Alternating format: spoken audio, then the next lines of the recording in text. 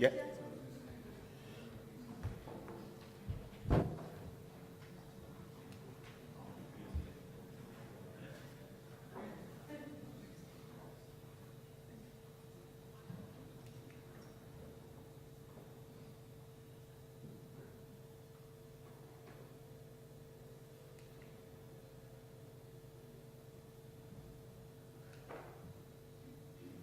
You know what I mean, don't you? Yes? Do you agree with me that we haven't moved on very much in terms of provision of feedback? What you saw in the initial slides was a version of a gloss, a medieval gloss. People writing in the margins, people writing on the side of the sheets where they were interpreting, adding content. Well, thank you very much for being here. Thank you to UCISA and Melanie for insisting on me being here. Thank you so much. I have to say that this is a quite historic moment for me because it is the first time since the late 1990s that I have missed an examiner board in the University of Leeds where I work. So I'm really honored, really pleased to be here with you. This is one of my frustrations and my motives for my project that I will talk about in a second. Another reason why I wanted to embrace provisional feedback with desktop capture was the feeling, the sensation that many of us had that students were not engaging with our feedback, that they were mainly concerned about the marks.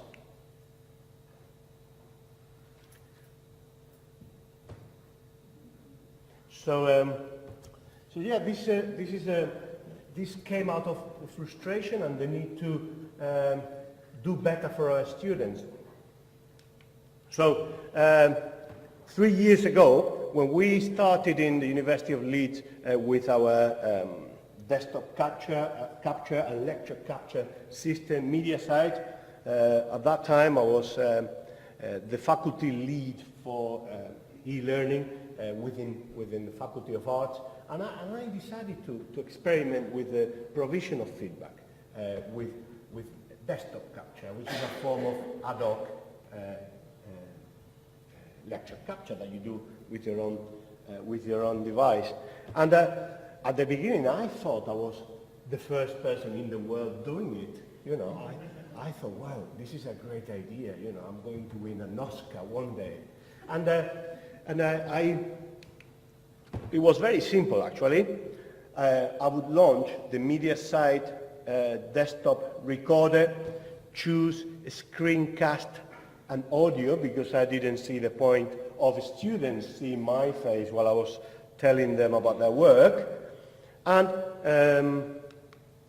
I would record on the screen everything that appeared on Turnitin, plus my voice.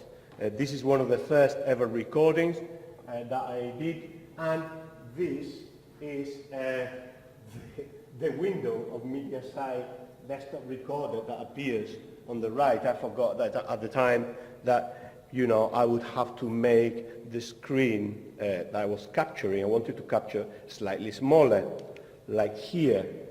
You may have noticed a change.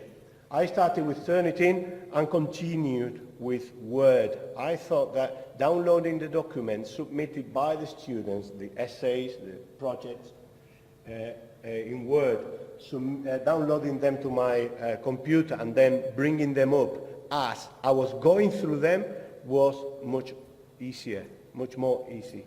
And I started to develop the system of highlighting with different colors. I'm talking through the work of the student, and these colors that you see there, students know exactly what they mean. Green is for grammar and structure, yellow is for quality of expression, vocabulary, etc. This is a module in Spanish in an economic and business context for final year students. So this enabled me to offer the opportunity of a different type of engagement. with the feedback, because students had to listen to it, or I wanted them to listen. They could not skim read my comments, and but obviously you need to do other things to attract students, and I came up with this idea. First, I made a feedback sheet available, feed forward sheet available to students in the VLE. They know that this feed forward sheet is there for them. I sent the video link with the recording with my feedback, and I also sent that video link with the feedback to the second marker, so that the second marker can confirm the mark and look at the work I have done. Sorry. But the students do not get the mark. The students get the feedback. The students can gather, you know, how good the work it is because of the tone of my comments, etc. But I decoupled provision of feedback and provision of marks. And you know, I try to, you know, justify it somehow, philosophically, professionally. There are people, I discovered there are people that also do this, and I haven't invented this either. And one of the reasons for me is that one thing is the provision of feedback, and another one is assessment and grading, which is more collegial, more institutional, is done by several people as part of a different set of processes. Feedback is something very personal between the student and the tutor. So the students would have 1 week in which they could listen to my video as many times as they wanted.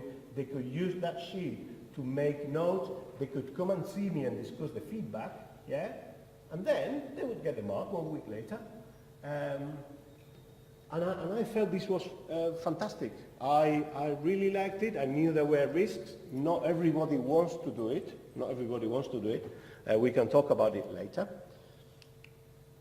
So I ensured that there was not only the technology but the process to look at this, at the affordances of this technology, of this method. So I applied to a LITE fellowship, Leeds Institute for Teaching Excellence, in order to explore this further with other colleagues, with other students. I wanted people to have freedom to explore different possibilities of providing feedback with lecture capture, because I wanted to look at constructive solutions. I'm at the moment, I'm in the project. I have already 20-something recordings from different people. I am planning to do more in September. The strike was a blow because everything stopped and it delayed my project, but I have already looked at some of the sample of the work and done few interesting things with what I have gathered so far. But I also wanted to interview people who work in quality assurance and colleagues in IT, because there are major issues here with integration of media site with a grade mark or with Turnitin. And I'm very interested, as working in a department of languages, cultures and societies. I'm very interested in the transition from the written domain to the audiovisual oral domain of this important aspect of our practice. Feedback has remained encapsulated in many cases, particularly high stakes feedback, in written form, and suddenly is freed into the domain of the audiovisual and the oral. How is that transition? So I expect at some point to produce a report giving some kind of advice on what to do institutionally. Hopefully they'll take it into account, but obviously I need to convince people. And I like to think about different user journeys that account for the needs of students, tutors, administrative staff. There are a lot of studies. I have put here these references just for your benefit, because this is recorded in case that you ever want to look at them. I will be making some references to some of these studies.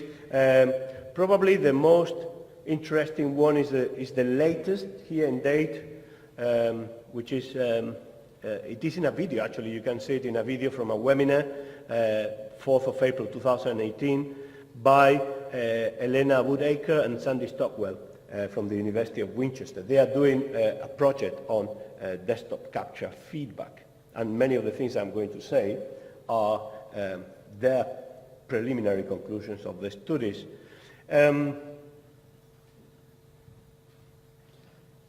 The important thing for me is that once I have learned that there are many positive things about this type of method, I want to move on. I want to look at further possibilities. I don't want to ask the same questions that Elena and Sandy have been asking. So finding out about their project at some point in March, when I found out, was really timely and really good for me, really useful.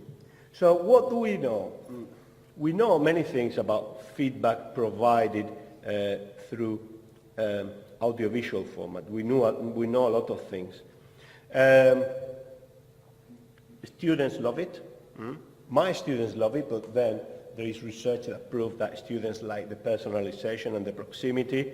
Tutors also love the opportunity to expand comments and not having to be limited to the pen or the space on the paper. There is emotional engagement that affects positively self-efficacy, that creates even an emotional bond. There have been studies about the use of this method in online courses that prove that the method increases the sociability or the social sense of belonging of the students, but also that when students appreciate the cognitive engagement of the tutor with their work, that motivation and that self-efficacy grows as well. Many students think that it's very much easier to understand, although there are issues there with the nuance. For instance, students don't like the ambiguity of this is okay. Many of these results are already there in the project that I mentioned. And another interesting aspect in the project of the University of Winchester, they looked at the type of comments that students were receiving and the focus of those comments, comparing audiovisual with written feedback. Yeah?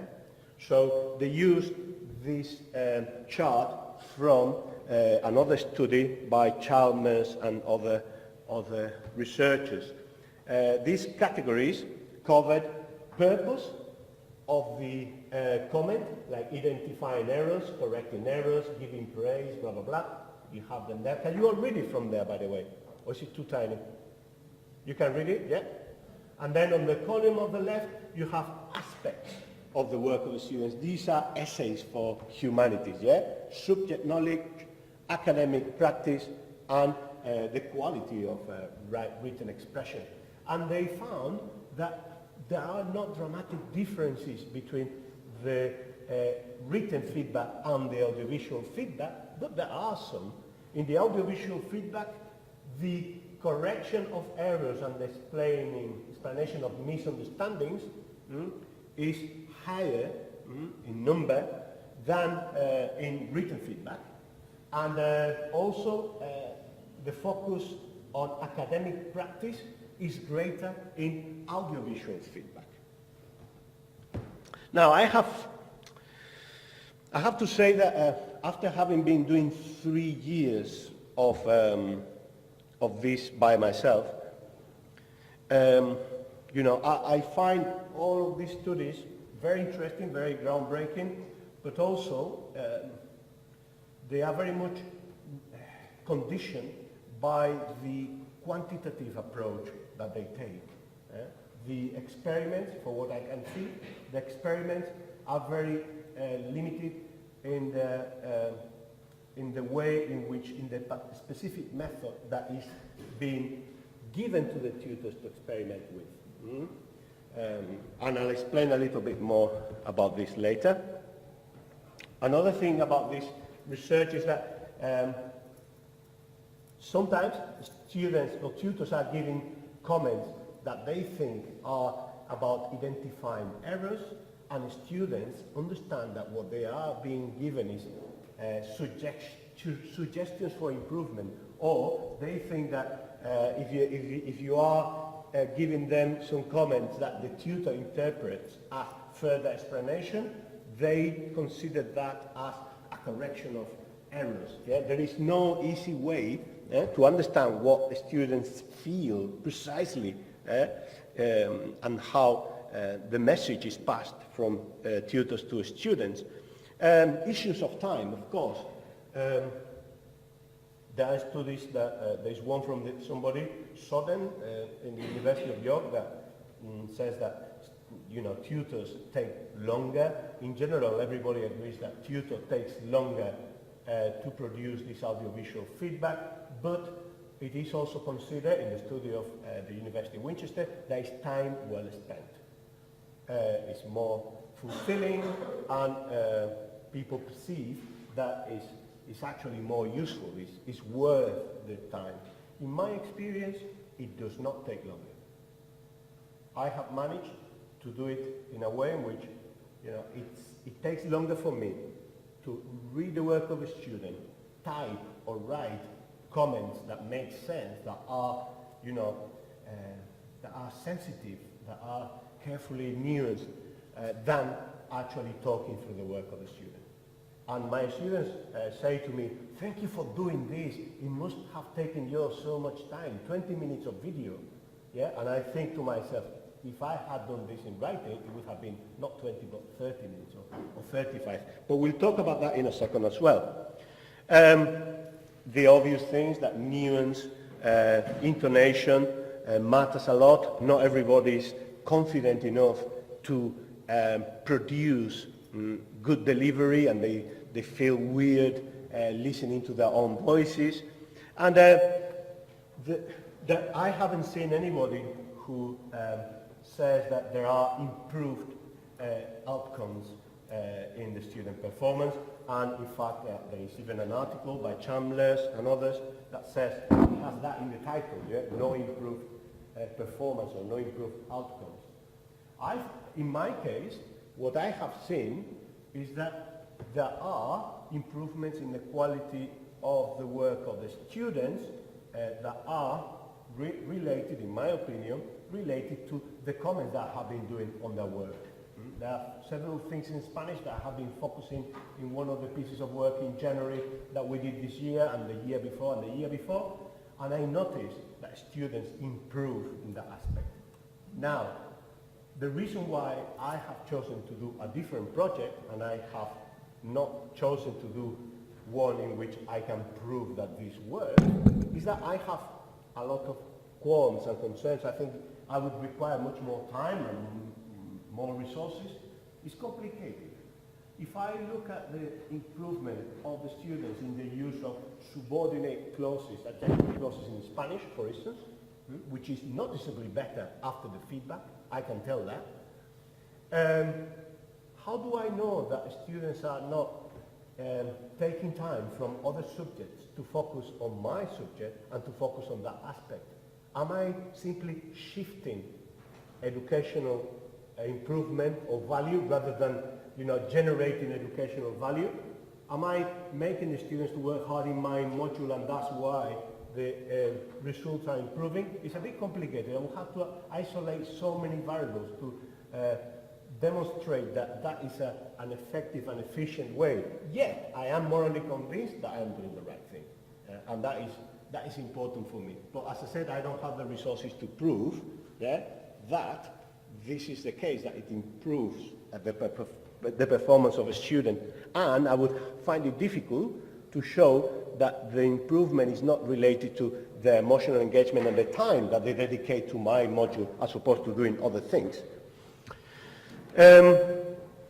So in my own project, what I did was to give freedom to the lecturers to use the tool, people who participate in the experiment. There was minimal instruction in the use of the tools, but the things I have found are amazing, even though I have only few samples, is that I can do already a new taxonomy of audiovisual feedback. You have people who have live feedback, who go and show the students' work and share with the student their experience of going through the work. I have done that as well. It's fantastic. I'm going to sit through your essay and I'm going to read it with you and I'm going to talk about it. That's real time, and you can pause if you want, but you don't have to. Versus colleagues who decide to prepare very well what they're going to say. They read the word, they take notes, and blah, blah, blah, and then they perform. There are people who do stand-alone feedback, audiovisual feedback, meaning that there is no piece of paper whatsoever that goes with it, whereas some other people prefer to do some form of accessory or a complement. So there is a piece of paper with some writing that is not shown on the screen, and then the video is like a complement. Then you can have, I have experimented with this monologic versus dialogic. What do I mean? I can just sit down and talk, or I can ask the students questions. For instance, one of the things I've been doing is I highlight with several colors a paragraph, and I say, I have identified these paragraphs here with these issues. You can now stop the recording, and stop playing or pause, and try to find out why I have highlighted this. And then I continue talking. I say, now you can press play again, and then I give my explanation. I use it as a learning tool. Granular versus summative.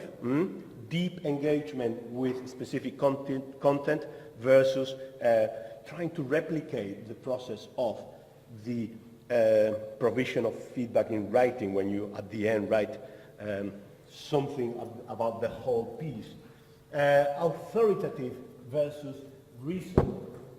You may say, well, this is a very simple distinction. Yeah, it is. But when you listen to the recording, your own recording, other people's recording, and you see how you justify your corrections, your identification of errors, suddenly you realize that the emperor sometimes is naked. Because there are things that, depend on your subjective appraisal, depend on your professional expertise, and it's up to you to decide whether I think this paragraph does not flow very well. But how can you prove that? There is no way I can show any evidence. So it is interesting to look at the samples because we look at different ways of coaching pedagogical authority. And the X is how we support with the use of indicators like here in this paragraph, or visual indicators like highlighting. I have highlighted this paragraph here. How we construct intertextuality. How do we build our narrative on the work of the student, supported on that specific tool that you cannot do with simply audio feedback, and it's also difficult to do with written feedback. And I think that we need to understand that we are in a complex context in which we are under pressure to have more rigorous assessment criteria and policies, yet we have all these opportunities for new technologies and new practice. There is diversity, where is the individual voice of the practitioner, and very important, in a marketized system like ours, we are developing a culture of transactionality in which the grades are equivalent to money. And when it comes to giving feedback and giving the assessment, to me, my impression is that I am at that time in which somebody gives you the car and you give them the money. There is a transaction there. And that is very important to understand how to introduce this type of feedback correctly so that we can actually improve our relationship with the students. At the same time, this is a barrier in terms of workload. Many people don't want even to touch this because of the perception that this involves more work.